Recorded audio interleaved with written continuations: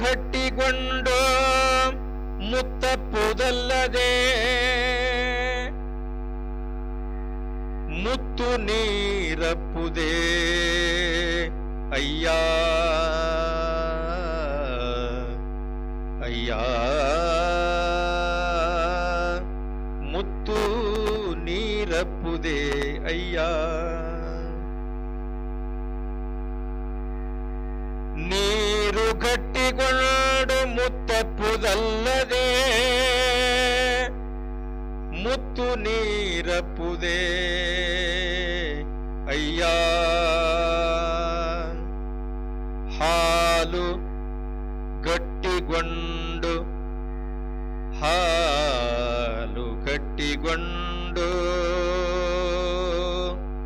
ತುಪ್ಪವಪ್ಪುದಲ್ಲದೆ ತುಪ್ಪ ಹಾಲಪ್ಪುದೇ ಅಯ್ಯ ತುಪ್ಪ ಹಾಲಪ್ಪುದೇ ಅಯ್ಯ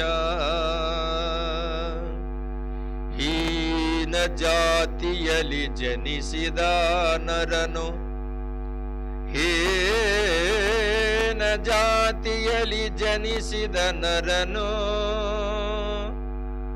ಗುರುವಿನ ಕಾರುಣ್ಯದಿಂದ ಶಿವಜಾತ ಶರಣನಾದ ಬಳಿಕ ಶಿವಜಾತ ಶರಣನಾದ ಬಳಿಕ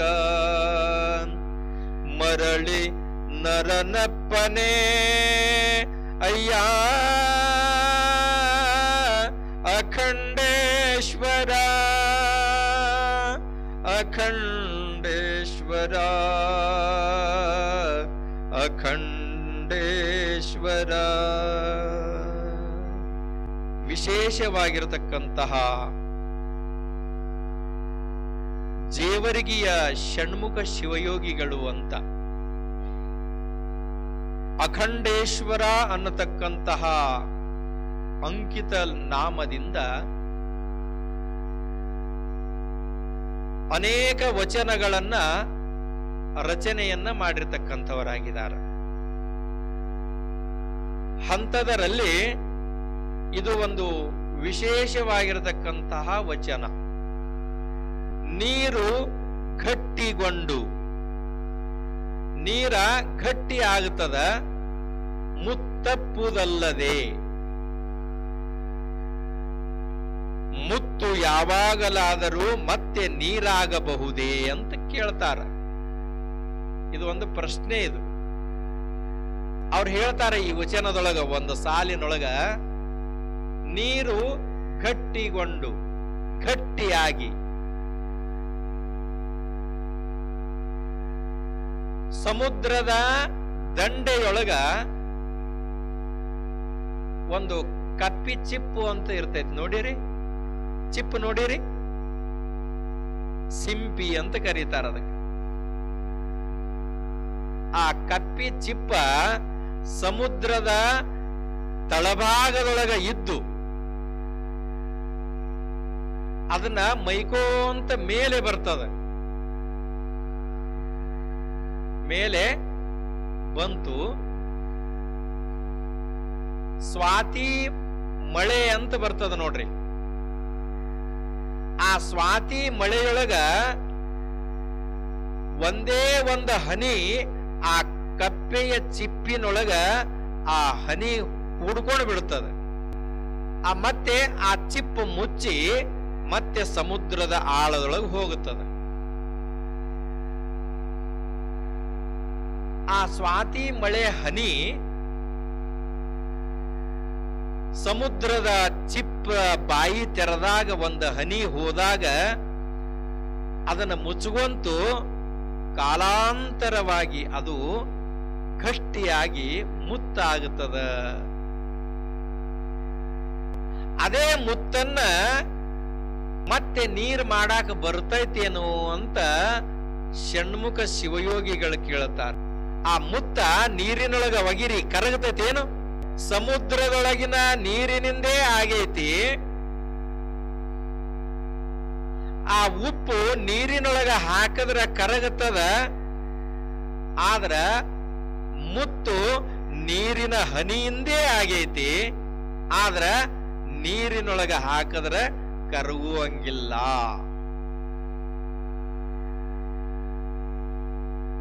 ಅದಕ್ಕ ಹಾಲು ಹೆಪ್ಪುಗೊಂಡು, ಎಲ್ಲಾರ ಮನೆಯೊಳಗ ಹೈನ ಐತಿ, ಹೆಪ್ಪ ಹಸ್ತಿರಿ, ಹಾಲನ್ನ ಕಾಯಿಸಿ ಸ್ವಲ್ಪ ಉಗುರು ಬೆಚ್ಚಗ ಆದಾಗ ಅದಕ್ಕ ಹುಳಿಯನ್ನ ಹಾಕ್ತೀರಿ. ಆಮೇಲೆ ಮರುದಿವ್ಸ ಮೊಸರು ಆಗುತ್ತದ. ಆ ಮೊಸರ ಕಡಿತೀರಿ, ಬೆಣ್ಣೆ ಆಗ್ತದ. ಆ ಬೆಣ್ಣೆ ಕಾಸ್ತೀರಿ, ತುಪ್ಪ ಆಗುತ್ತದ.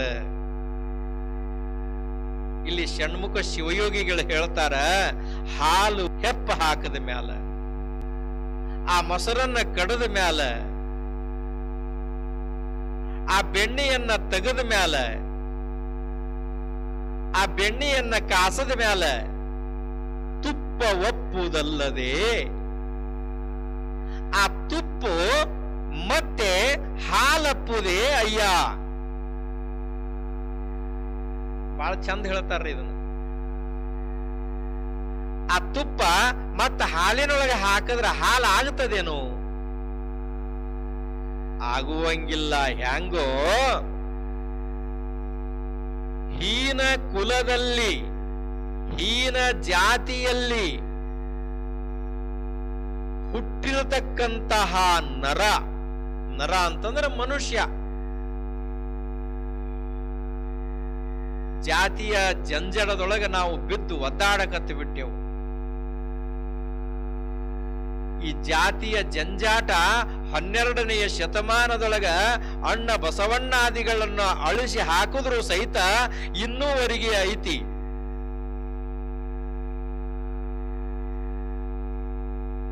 ಆ ಹೀನ ಜಾತಿಯ ಮನುಷ್ಯ ನರನು ಗುರು ಕಾರುಣ್ಯ ಅನ್ನತಕ್ಕಂತಹ ದೀಕ್ಷೆಯನ್ನ ತಗೊಂಡ ಮ್ಯಾಲ, ಗುರುವಿನ ಕರುಣೆ ಆದ ಮ್ಯಾಲ, ಅವ ಶರಣನಾದ ಮ್ಯಾಲ ಮತ್ತೆ ಮರಳಿ ನರನಪ್ಪನೇ ಅಯ್ಯ ಅಖಂಡೇಶ್ವರ ಅಂತ ಹೇಳಿದರು. ಮತ್ತೆ ಮರಳಿ ನರನಾಗುವವನೇ.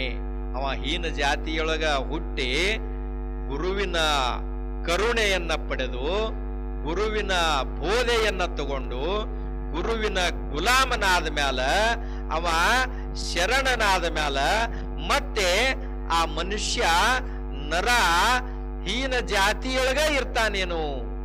ಇರಂಗಿಲ್ಲ ಅಂತ ಹೇಳಿದ್ರು.